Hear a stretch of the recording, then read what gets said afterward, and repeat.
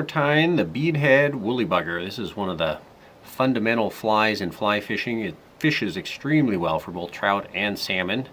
Today we're tying a black version, but once you learn how to tie it, you can tie it in any color combo you like.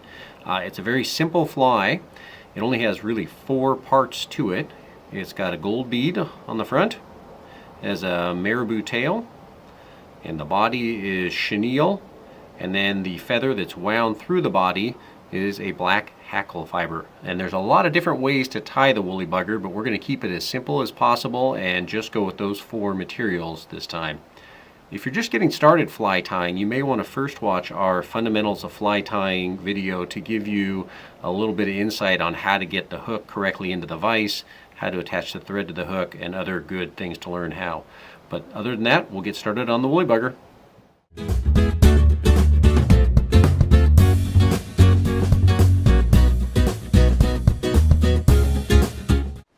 Getting started on the woolly bugger fly, before we even put the hook in the vise, we need to put the bead head on it. And when you look closely at the gold bead, you'll see that there's 2 different diameter holes in it. And on one side it's a little larger than the other.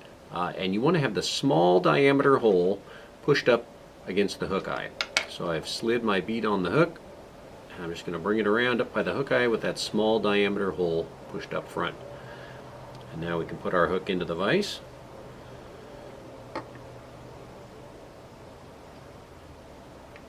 And as we tie the fly, the materials will just push forward and keep that bead pushed against the front of the hook. So next I'm going to lay down a thread base along the whole hook shank, and this will make it much easier to tie materials in. It's better to tie them on top of thread than to try to tie them onto a bare hook. So I'm going to wrap back towards the rear of the hook, snip off my excess, and where I leave the thread is going to be the tie-in point for the tail. So as my thread is hanging down, you can check, and the spot I want it to be is somewhere between the hook point and the hook barb. That's a good spot to tie in the tail. And the tail is made of marabou. So I've selected a nice marabou feather, and marabou can be real fluffy. So sometimes to make it easier to handle, I'll moisten my fingers and just get it a little damp.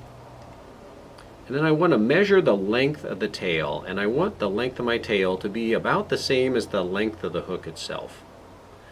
So I lay it on top, get it about that length, and move it back to where I'm going to tie it in. I'll move it over to my other hand, and I'm going to make 5 nice firm wraps. I'm going to start off with a soft loop. So I want this material to stay right on top of the hook shank. I don't want it rolling around the far side, and I'll make 5 nice wraps, one right on top of the other, good and firm. And I'm going to take the excess end here, and I'm going to leave just a little bit. I'm going to snip it, leave a little bit of extra, and then I'm going to wrap my thread over these little ends, and this will help secure that tail in there. Just making a few wraps, and I'm bringing my thread right back to where I tied in the tail. So the next part will be the chenille body. So I've cut myself off about 4 inches of chenille, and the easiest way to tie it in is to take some of the fuzzy chenille off with my thumbnail, and I'm just kind of peeling a little bit off, and underneath there is a core. It's easier to tie that core in. So I'm going to tie it in right at the same spot where I tied in the tail with 5 wraps. And I'm going to let it extend out the back here while I get my hackle fiber ready. So here's your hackle feather. I was looking for one. When you look through, you're going to find a lot of different qualities. Some are going to be nice, some not so nice. And this one is nice. It's long, it's pretty uniform. It doesn't go from extremely wide to extremely narrow. It's pretty uniform. It's going to make a nice feather for this fly, and I'm going to tie it in by the tip. So it's going to go in that way. And the easiest way to do this is to stroke the little fibers straight down. We're trying to get them to stick out at a 90-degree angle from the stem itself. And right here where I started pulling them down, that's going to be the spot I'm going to tie them in. So with this feather extending out the back, I'm going to lay it at the same spot I tied in my chenille. And I'm going to make 5 nice firm wraps right there. Right. Next I'm going to take my thread and I'm going to wrap it all the way forward up to the gold bead, covering up any little bits of material there. And the first material I bring forward is my chenille. And when I start wrapping it, I'm going to make my first wrap of chenille behind this hackle feather. Take a full wrap behind the hackle feather and then bring it forward and make a full wrap right in front of it. And what this has done is it's now protected that very delicate hackle tip, and hopefully it'll keep your fly together longer. And I just make one wrap right next to the previous as I wind my way forward right up to the gold bead head. I will make 4 or 5 nice firm wraps right behind the gold bead head. And this little bit of extra we can snip off and discard. And then our next step is we are going to palmer the hackle feather forward. And what palmering is it means we're going to make wraps going forward, but there's going to be a little gap between each wrap. It depends on how big the fly is for how many wraps you're going to have, but if, for instance, with a fly about this size, I'm going to guess it's going to be about 5 wraps to get up to the eye.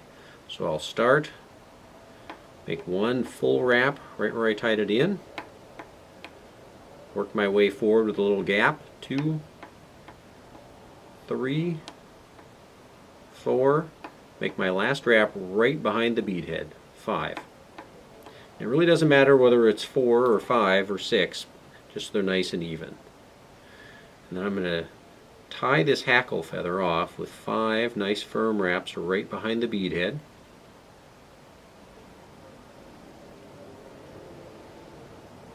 And I'm going to snip off the waist part here. Be careful not to cut your tying thread while you do that. And then finally, I'm going to tie my finishing knot right behind the bead head as well. In this case, I'm going to use a whip finish. 1, 2, 3, 4, 5. Snip my thread. Later on, I'll place a drop of head cement right behind there just to lock in those thread wraps. And there you have your Beadhead Wooly Bugger. Great fly. You can tie it in lots of different colors and sizes, and it's a great fly to learn how to tie flies with.